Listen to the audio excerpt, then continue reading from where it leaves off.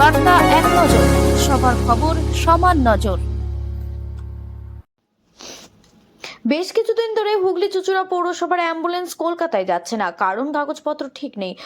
অর্থাৎ রাস্তায় গাড়ি চলতে গেলে যে সমস্ত কাগজপত্র ঠিক রাখা দরকার তা নাকি ঠিক নেই, আর সেই কারণে গাড়ি যাচ্ছে না কলকাতার কোনো নার্সিংহোম কিংবা হাসপাতালে। হুগলি চুঁচুড়া পৌরসভার বিভিন্ন জায়গায় নোটিশ সাঁটানো হয়েছে। এই মর্মে 30 নম্বর ওয়ার্ড বিশিষ্ট হুগলি চুঁচুড়া পৌরসভায় প্রায় 2 লাখের কাছাকাছি মানুষ বসবাস এই পৌর এলাকায়। হুগলির প্রাণকেন্দ্র চুঁচুড়া শহর, আর এই চুঁচুড়া শহরে হুগলি চুঁচুড়া পৌরসভা অবস্থিত। বহু মানুষ প্রতিদিন এই শহরে নানান কাজে আসে, আর সেই কাজ পৌরসভা দুটো অ্যাম্বুলেন্স পড়ে রয়েছে পৌরসভাতে। এই সম্পর্কে বিধায়ককে প্রশ্ন করা হলে তিনি কি বলেন শুনুন। দীর্ঘদিন ধরেই আমার চুঁচুড়াবাসী ভুক্তভোগী।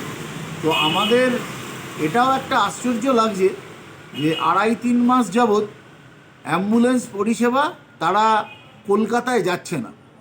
এখানে এমনি অ্যাম্বুলেন্স পরিষেবার অবস্থা খুব ভালো নয়। আমরা মফস্বলে থাকি, এটা এমন কিছু স্মার্ট সিটি নয় যে যেখানে ফোন করলেই অ্যাম্বুলেন্স হাজির হয়ে যাবে।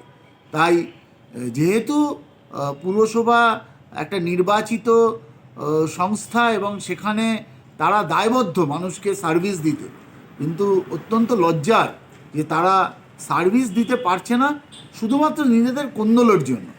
এবার আমাদের দেখলাম যে পৌরসভায় অ্যাম্বুলেন্স পরিষেবা মানে কলকাতার জন্য বন্ধ রয়েছে। না না, কাগজপত্র ফেল করেছে। আমার কাছে যা খবর আছে সেগুলো ভাইস চেয়ারম্যানকে আজকে সকালে আমি বলেছি। তিনি আমাকে বলেছেন যে 2-4 দিনের মধ্যে আমাদের কাগজ যেগুলো ফেল করেছে সেগুলো আপ টু ডেট করে নেবে। আপনারা জানেন যে সবে 10 দিনও হয়নি চেয়ারম্যান শপথ নিয়েছে, অতএব এগুলো উইদিন এ মান্থ সমস্ত কাগজ আপ টু ডেট হয়ে যাবে এবং এরা কলকাতা কেন বাংলার সমস্ত জায়গায় যেতে পারবে। কিন্তু দুটো গাড়ির কাগজ ফেল আছে, ভুল হয়েছে কোনোভাবে যোগাযোগ করা। আমাদেরও হয়, দেখবেন আপনারা মোটর সাইকেল চালান, দেখবেন ওই ধোঁয়াটা ফেল হয়ে গেল। এগুলো একটা সামান্য ভুলের জন্য হয়, এগুলো ঠিক করে নেওয়া যাবে। আশা করি 3 মাস কেটে গেছে এই অবস্থায় নোটিশটা দেওয়া। চেয়ারম্যান হলো কদিন, নতুন চেয়ারম্যান দায়িত্ব নিয়েছে, ওই এগুলো